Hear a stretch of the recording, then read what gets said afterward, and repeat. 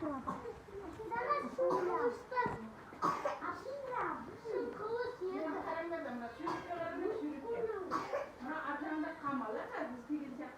Қамалдың сыртында не болатын? Шайқас болатын. Жау келген кезде осы тоқтатын болған. Түсіндіңіздер ме? Осы қамалды қорғау үшін. Қамалды ананың ішіне кіргізсе, жүйені басып алады. Сондықтан сыртта қамалда осындай соғыс болады.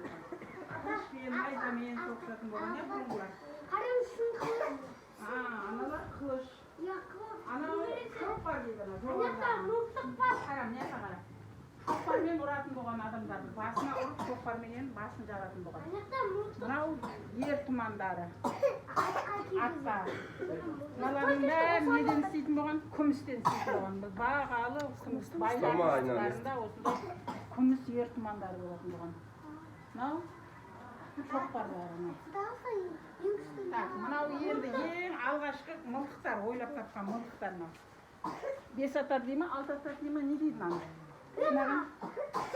Біреу оқ салып, алғашқы шәңгек дейді ме? шәңгек. Тауға іліп қояды, сонымен өрмелеп қамалдарға өрмелеп. Мынау сол кездің мебельдері ғой мынау. Анау кітап қоятын мебельдері. Анадай қауіпсімен жазатын.